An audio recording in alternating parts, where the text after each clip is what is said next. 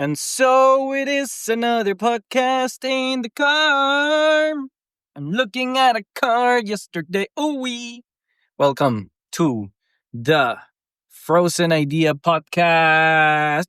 Do. Right here, right there, everywhere, everywhere. There's nothing and nowhere where I'm not. I'm all over. In every podcast thingy, I'm right there. I'm right there for me and everybody in here. Woo-wee. Let's see, today, what do I have planned for today? Absolutely nothing. Just me and my voice, because that's all I do.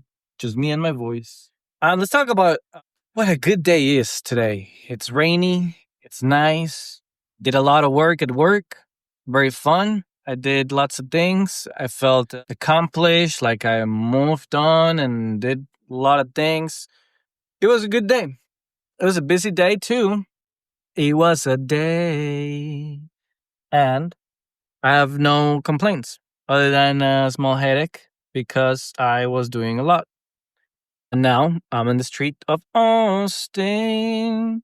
And I've seen some house prices and they're expensive. They sell you junk. They sell it to you for a lifetime of payments. And then they sell you all this moldy stuff, 100-year-old homes that were never meant to survive more than 25 years. They were like, why, not even we, because I'm not making them, but why does the US keep making houses made out of toothpicks and cardboard? Being honest, those toothpicks get moldy and that cardboard too. And I just don't understand it. The only way to get rid of it is what? Breaking the walls and putting more walls. But like once you have that spore in there, I think it'll just reappear into the new wall. The US, I guess at some point they made it out of that material because it was cheaper to make. But that's no longer the case. It's no longer cheaper. It probably is cheaper to make it out of rock, if not like same price times 0.02. So why is the US still building that tradition? And then why do they keep pricing them so high? Because greed is at the heart of America. You ever heard that 7 Deadly Sins? There's a book on that called Dante's Inferno, where he goes on the hell levels and he falls through all of them. So he sees the first level is a limbo where there's like unbaptized babies that died. Just people that, I don't know, they didn't reach hell nor heaven. They're somewhere in between. And it is the area where everybody falls in that didn't really fall in any category. It's how you get rid of loopholes. Because if you have hell and hell is for thieves and heaven is for good people, then what do you do with a good thief? Throw it in limbo. Any loophole, that's your loophole holder. Then there is the first ring of hell, and then the second and the third and the fourth and the fifth, and so many more. And it's kind of cool because at the very end, when you reach the devil, it's actually not made out of fire, but instead of ice. And the devil himself is frozen into this ice, and he's giant, and he's from the ground all the way to the top, I believe. And then the way he escapes is he climbs the devil, but as he's climbing him, the devil flips, like everything becomes upside down, but he still needs to climb down. And eventually he reaches the ceiling, which is now the floor. It's weird. And he escapes hell. Something like that. I don't know. Maybe somebody helped him. But as he explores all these levels of hell, there's a couple of them that resonate, or not that resonate, but that they stayed with me. Simply because I also played a video game and they had some interesting images. One of them is the gluttony. There's a video game called Dante's Inferno as well, where you kill a bunch of fat people in the gluttony level. It's basically when you eat more than you need to. So you're amassing more food. I don't know why that's a sin, probably because you're not leaving other people food. That's when it would become a sin. But in a land of abundance, I mean, you can eat and get fat like America, but you could argue that you're taking away the food from somebody else. I don't know. You could argue that. but it's a sin. And it makes sense because if you do eat more than you need to, you start getting diseases like heart attacks and cholesterol. And then there's the one for horny people, for the cheating, and I don't know what else, being gay, I guess. The horny level, I will call it, the erotic. In the video game, I think you kill a bunch of woman birds or something, but that's pretty much where everybody who's out there being too sexually free, go. And I remember in the video game, the boss is Cleopatra. And I think from her nipples come out demons, which is very funny. That's a cool video game, isn't it? I guess it makes sense because she had a lot of sexy time and a lot of mates. And you gotta think of it, Dante's Inferno is more based on religion. I don't know why they call it a comedy if it's not even funny, but that's what it is. It's called a comedy. So it's according to the church. Therefore, if you have a lot of partners, yeah, hell. Hell for you. What else? What happens later? After that? Well, and if you do open yourself to a lot of diseases, let's be honest. There's a lot of STDs. Then you can also give STDs to people that are healthy because you lied or you wanted some horny time. What else is happening to these people?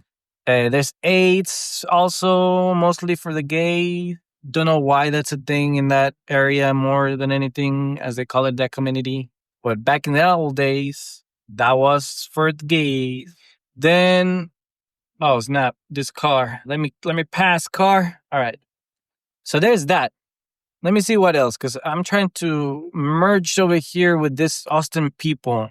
Thank you. He let me merge. It's a nice guy. Let's throw the blinkers at him. So thank you. Okay. Yeah, so it's a lot of disease in that regard.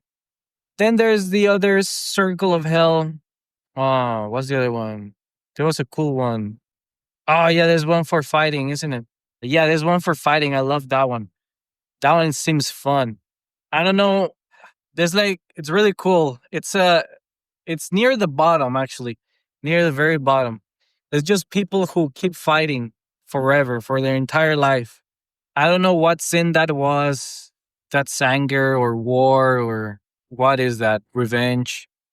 But basically Dante falls and he's holding on to a stake in the ceiling and he sees from down below that there's a lake of blood that is not really deep. It's more like ankle high. And there's these people that fight forever. They just clash. I don't know if they have swords or fists or what they're doing, but they're just cutting each other up. They fall into the pond of blood because there's just blood all over the floor. And they start asphyxiating. And then eventually they stand up and they fight again. Just do that the whole time. And I think he falls, and I don't know if he just looking from above, but am I making this up? That is a cool way to go. You just fight forever. Then there was another one. Oh, greed. Although greed is a sin, I don't remember the one for greed. I remember the one for gluttony, but not greed. I think if greed was a thing, he would fall through a circle that takes him to America. That's what it would take him. Because this is the land of the greed, where people charge you up to the ass for rent, and it's full of fungus, and you could afford like a house with that payment, but when you try to afford a house, now you need more, and you can't. And you cannot use proof that you've been paying your excessive rent as something to prove that you can pay the house. It's just greed. There's more greed than that. There's the shrinkflation.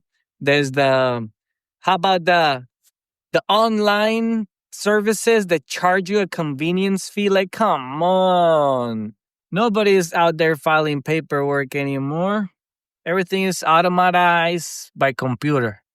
Everything. You click and the click does a click over there, and that click over there sends it to the bank and boom. There's no convenience fee. They just charge convenience fee, more like greed fees, what I mean. They don't need to charge these extra fees whatsoever. It's tradition of them. Greedy tradition. That's one. I'm looking at this Corvette in front of me. It looks like a 2025.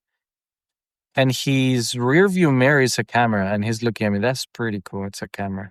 And I know it's a camera because I can see it clear as day, as if it has its own light coming out of it.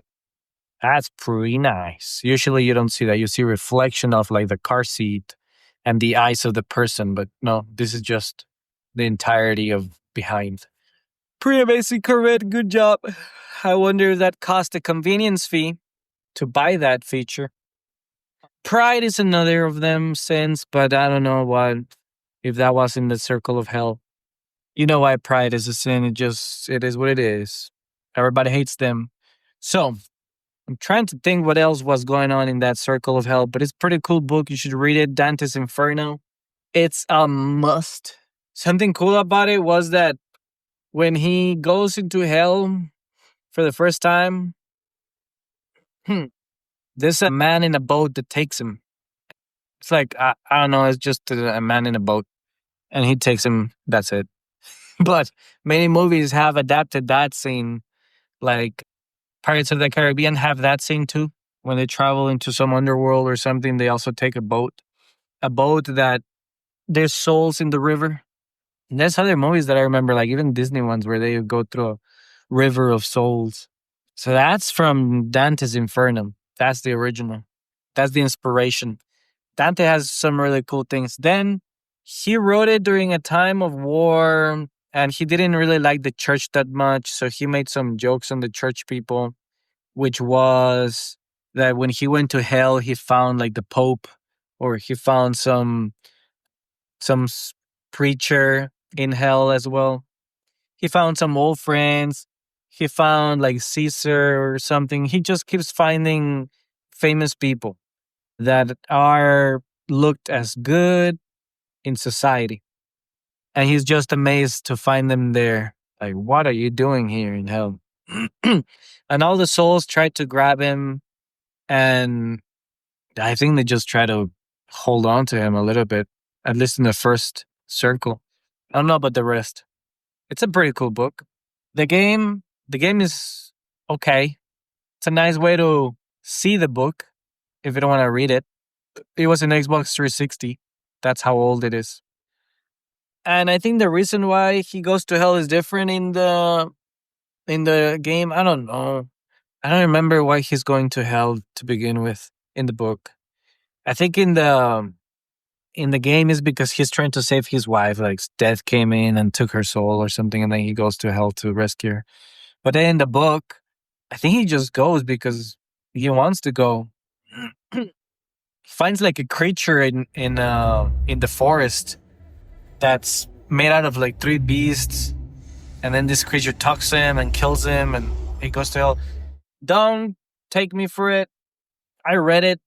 I read like the simplified English version because there's so many versions that just read like a poem, and poems back then, if you know anything about it, is they don't make any sense at all.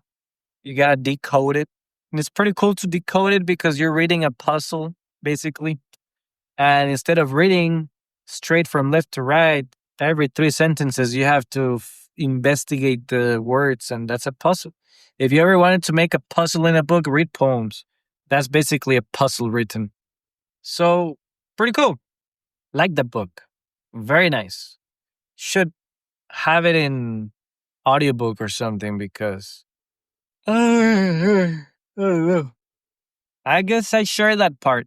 I hope I encourage you to read the Dante's Inferno or look into it.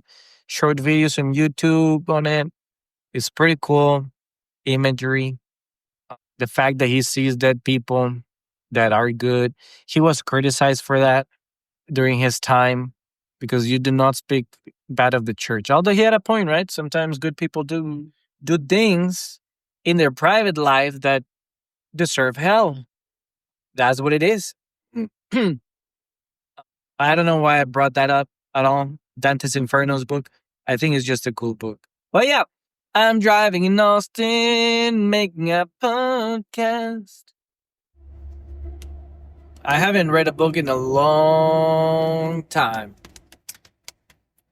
But yeah, just thinking, should I talk about anything else? Is there any other idea I have in the back of my head, the idea of happiness or something like that, that's just too overdue. You know what? The older I get, the more tired I am of talking about happiness. Like a grumpy old man, I just don't see the purpose of it. I like what Andrew Tate said. The last time you were meant to be happy is when you were a kid. And then after that, the only people that are supposed to be happy is your kids and your wife. And you just go to work and kill yourself working. Not gonna make sense. After a while, you kind of just have responsibilities and you do what you gotta do and you do what you gotta do. And if you have a bad day, you do what you gotta do. There's nothing else you can do. Why do I think like that? I have absolutely no idea. How much trauma did I get in my life? I don't know. I don't think I got that much trauma, but I think I just got enough. Just enough. And I don't need that much to understand. In fact, it's better to understand from the pain of others than from the pain of your own. So, anytime somebody fucks up, learn from them and don't repeat their mistakes. But a lot of times it's difficult because you don't see the details of what happened. So, until it happens to you, then you're like, oh, I get it now. I get it. This is how it happened. This is how he was fooled. And then you go to hell and see Dante walking all over with his guide, and you're like, take me home. And he's like, nah, fam, I'm just scrolling, doing a little tour. And then he leaves. And you keep fighting in the pool of blood. Why is hell frozen? I don't know. Maybe he just wanted to have a different version of it. Or I think in the Bible it does say that hell is actually frozen. I don't know what's up with the hell frozen thing. But it's intriguing, isn't it? We always think that hell is like pit of fire, but it doesn't have to. It could just be frozen. Let it go. Let it go. I don't need you anymore. So, what was I talking about? Feel like I'm forcing it. Happiness. Yeah, and then I've heard of a lot of audiobooks about happiness, and it was pretty cool when I was young, and everything seemed achievable. And then my dreams got crushed, and then whatever crushed my dreams also got crushed. And then the Lord humbled me down even further into a fine powder. And then I just gave up. I'm like, "Ah, cool. That's life. I'm done. I am done. I'm going to focus on what really matters." You could say, you could make it more poetic. The Lord took those sands, those powder me, and put me through fire and made me into a beautiful piece of art and furniture. And I became sturdy and strong and I can withstand a tornado. I could say that. Or I could say, I give up. I'm done. I am just done looking for happiness. And that in some way made me happy. In some twisted fate and twisted humor the Lord has, I am now happy. Because I gave up trying to be happy. I don't know how to say it. It's just a thing that you feel. It's a thing that I feel. I feel I feel comfortable. I feel okay. I feel I feel nice. I don't feel like I think I would confuse happiness, and most people confuse happiness with that feeling of like whippy, where you want to jump around, as if you took a cup of coffee when you're young, or a hit of cocaine when you're old. So, yeah, that thing, I don't know, comes once in a while, once a month, maybe comes like 2 minutes a day, something like that. 5 seconds here, 3 seconds over there in a TikTok when I was watching it. It just comes and goes. When I buy something nice, when I get a nice gift, when my wife says something nice, like 2 seconds, something like that. That's happiness. It's very short lived. I can't teach you how to get there other than get destroyed, get wrecked, and give up. Give up trying to chase happiness. The problem comes that if you give up chasing happiness for the sake of being happy, therefore you're actually still chasing happiness, and you don't really, yeah, it doesn't work like that. It doesn't. So if you try to do it that way, you're still trying to be happy. And I guess it sounds sad, but it's not sad. Sounds sad, to the person that tries to be happy the happy way. But to the mature person, it's not sad at all because I have a perfect life.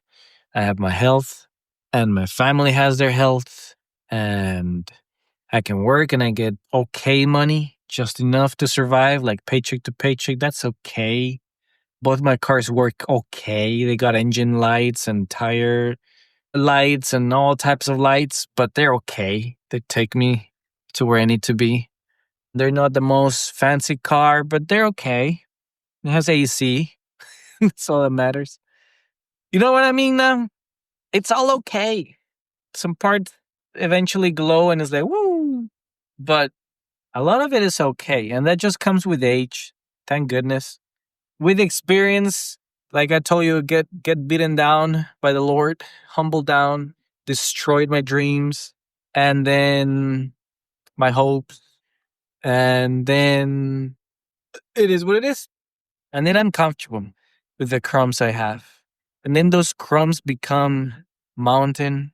And then that mountain becomes a piece of a cookie until you get the idea. Becomes a cookie and a cake and all that good stuff. I guess it's also like being content with what you have instead of wanting what you don't have. Because I'm content of what I have. I'm good. Although I did have to work for it, you know?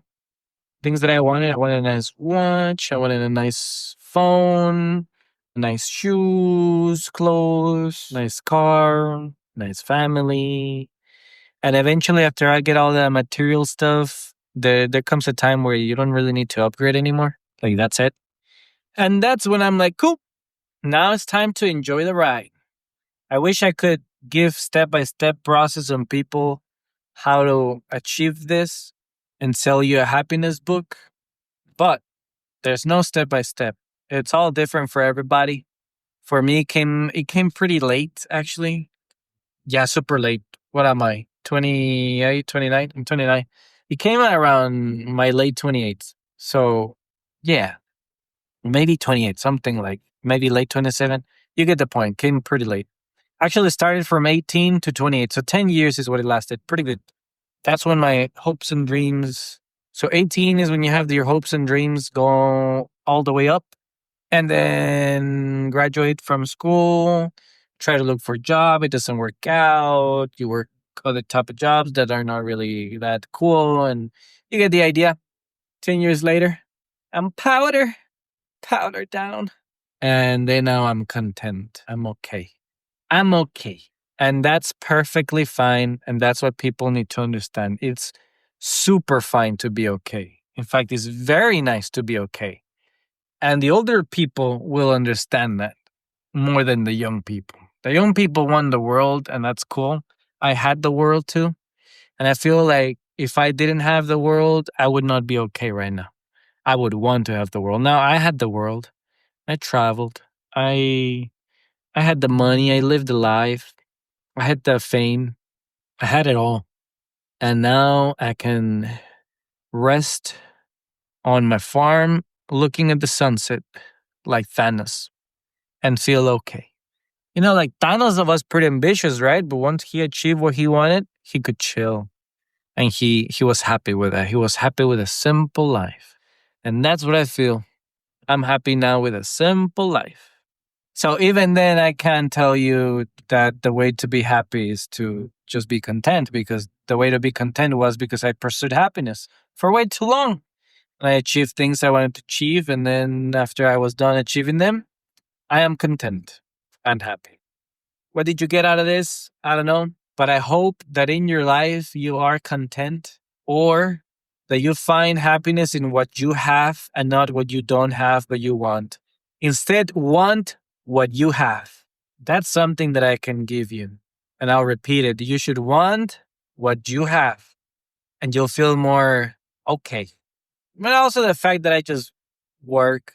And something else I figured out is like keeping my hands busy. As they say, lazy hands are the gift of the devil, or something like that, which means that if you have nothing to do, the devil will find you something to do, which is not like literally the devil, but if you don't do stuff with your time that is productive or in any sense productive, then you'll waste your time doing something that could be drugs, could be an addiction like video games, could be chasing hoes. You get the idea. Idle hands is the farmland of the devil. So keep yourself busy. And I think that's what fixed it for me too. The fact that I am a busy person. Now I work all day from 5 all the way, get home till 6, then take care of baby, then repeat.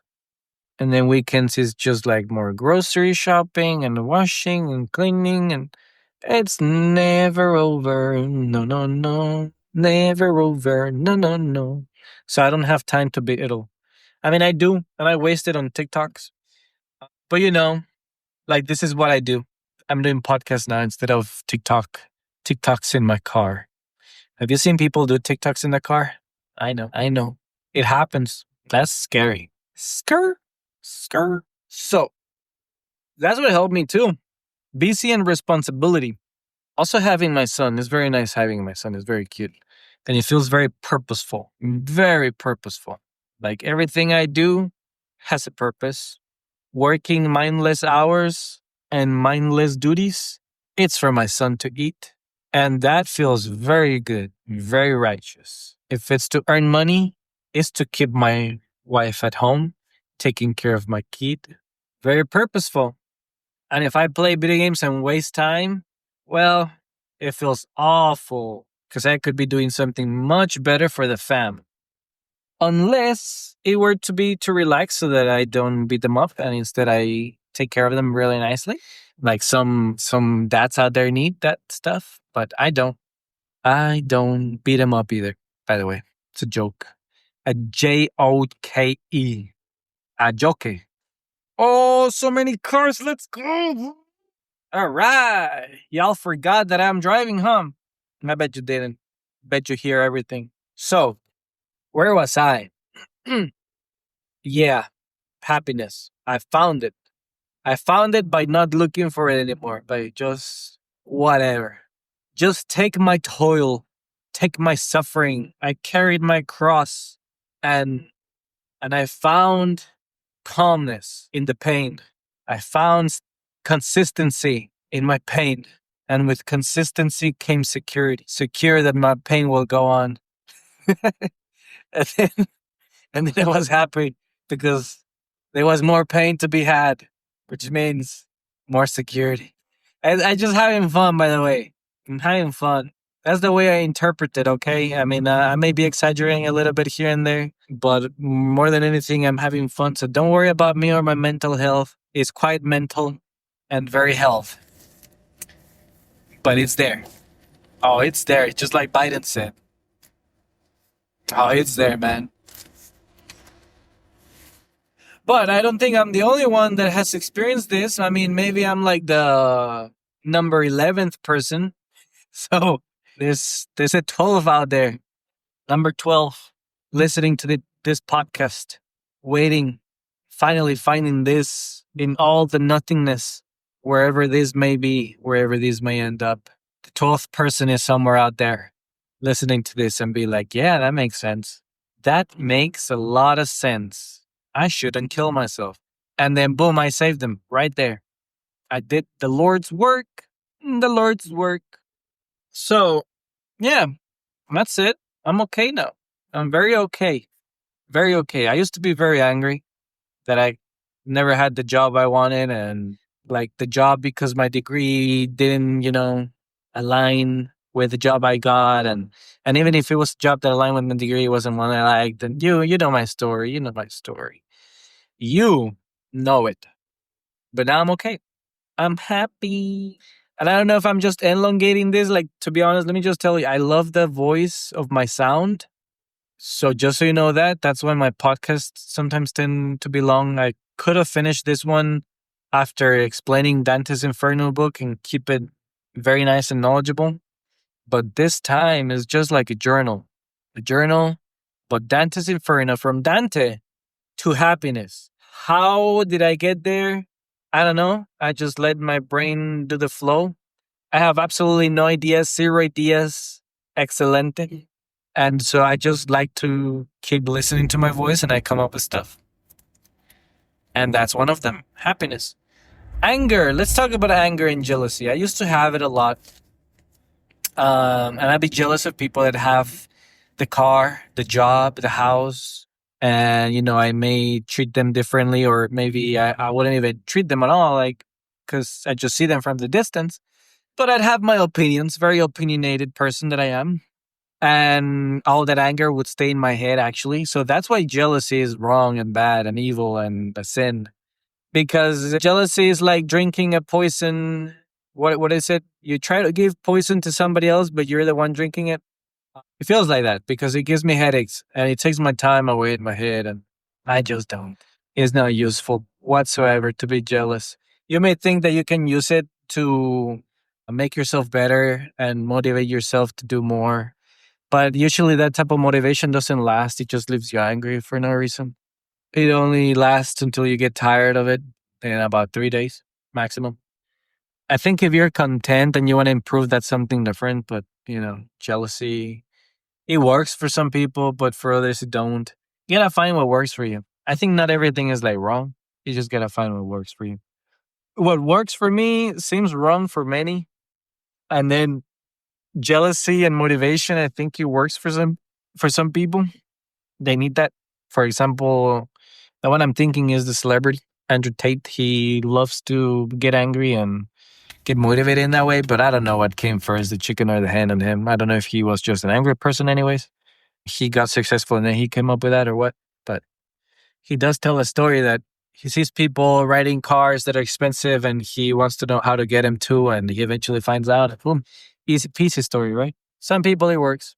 Find what works for you. The pursuit of happiness is infinite.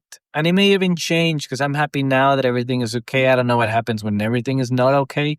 Am I sad, stressed, destroyed? Like if I lose the job, if somebody dies, yeah, my mood could change. I could. I just hope I'm okay after that. Or I could die. And if I die, I die. And I'd say what? When I got my son, I feel death very, very scary. Before, when I was young and no responsibilities, is like, cool, yeah, I can die anytime, that's fine. But now after a child is like, dang, I can't just die.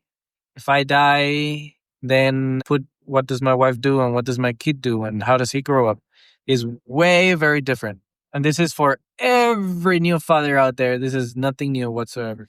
When your child is born, you feel the weight of responsibility and the weight of your life. And you feel very alive. Not in a cocaine way, more like, fuck, I'm alive type of way. I better not die. Shit, I almost died. That kind of way. it's like tiptoeing on cliff or walking very nicely but still in a cliff, and you're like, well, there's always that chance. I better not fall. That's kind of how it is. To all my youngsters out there that are not having children, that's how it feels. It's pretty cool to have children, I'll tell you that. The sense of responsibility. Now, the newborn stage sucks ass so much. I'm sorry, my son, but damn, my little Velcro baby needs so much attention. And it's tough. And I barely get any sleep. But thanks to my wife, I get a lot of sleep, but she barely gets any sleep. She's lucky. It's luxury if she gets 3 hours. 3 hours is like the new 8 hours. That's it. Like she's beyond happy and blessed if she gets 3 hours of sleep. That happens rarely. So yeah, imagine that. Waking up every 2 hours, 1 hour is like sleep deprivation. That stage sucks so much. But when a man has a child, and I can only speak for the man perspective, I feel more adult, more responsible, more okay with taking shit in order for my family to prosper. I feel okay and better to carry my cross, to bear my pain, to be a man. So that's a cool perk right there. It doesn't work out for everybody. It really doesn't. I think you need to be ready for it. It's like drugs, right? I've never had any, but I've heard people say that if you're not ready to take it, the weed or the LSD or something, you'll see demons if you're not ready. It's like the Indians that take the peyote and they do a whole trip walking in the woods. And if they're not ready, it's gonna go pretty bad, and they could die or something. They would get lost. But if they're ready, they'll see nice things and fun things and all that kind of stuff, and they'll have a good trip and a good lesson at the end of it if they're ready. So it's the same for parenthood. The people that are not ready, I think it will do the opposite to them, unfortunately. The weight of responsibility is going to crush them because they haven't been crushed before or yet to a fine powder. It will destroy them. And then regret will set in someday later or something, if it does. That's different. Makes men scare and possibly run away. Why does that happen? I don't know. I've never done that, so I can't tell you from firsthand experience. Maybe a therapist could, but I can't. I can only tell you the positive one, that it's for me, which I feel sturdy. You know, like I don't feel chubby, but I feel good. I feel solid. I feel like a wall. I feel like I can take it. And that's not inviting challenge, by the way. That's just like whatever happens, happens. I gotta take it. I can take it just because I have to take it. That's more like how it is. It's not like I can take anything, so please challenge me. No, it's more like whatever is the weather, I'll wear the clothes for that. That type of deal. It's not like whatever is the weather, I'm still gonna go looking real pretty, even if it hurts. That's not it. So, me hago entender. Yes, sir. Yes, sir. Good, good. Because I'm almost home. Almost home. Thank you for being with me in this ride. This was me once again for the Free Idea Podcast. Once again, you get what you pay for. This is free. And man, you paid nothing for it. And you still got gold. Lots and lots of gold. I gave you the rainbow and the pot at the end of it. Pot of gold, by the way. All right, let's slow down in here. There's a little curve, and then there's that cop that acting like a cop or something. It's just a civilian. And then let's go fast, and there's another curve. And the joys of driving. One day, we will not drive. You know that phrase that says you will not own anything and be happy? Well, they were wrong. We will own nothing and be unhappy. That's more like how it should be. Because it's still going to happen, by the way. It's still going to happen. We're not going to have anything. But we will not be happy. So they got it wrong. Ha ha. Yeah, I can laugh. You can laugh. You can laugh at them for getting it wrong. They thought we would be happy, but no. No, fam, we're not happy. We want to own. It's part of our nature to conquer.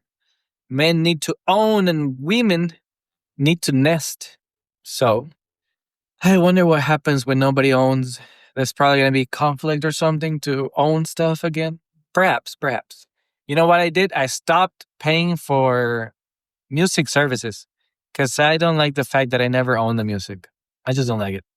I think it's silly because I can pay for 3 years and never own anything. After those 3 years, if I stop, everything stops. It's a peculiar thing, isn't it? So I just stopped. I don't pay no more for music. I started because I have money, but you pay what you want. For me, I'm trying to buy things now that are more, they hold their value more, and they're physical. Yeah, physical things can be stolen or they can be burned in a fire, but, they're physical, and I own them. And it's a different feeling than, just electronically owned stuff. Because if electronically owning is not truly ownership, then pirating is not truly stealing.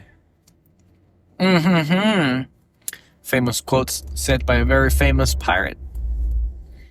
Well, thank you for listening to my wonderful voice with me. I liked it. I enjoyed it. I hope you did too. And I'm arriving home and I'm racing against the gate. And I'm going to make it. And I made it in the gate. And I'll park. But I'm not Rosa Parks. I am Damian Setien, your podcaster favorite of all time. Thank you and see you later.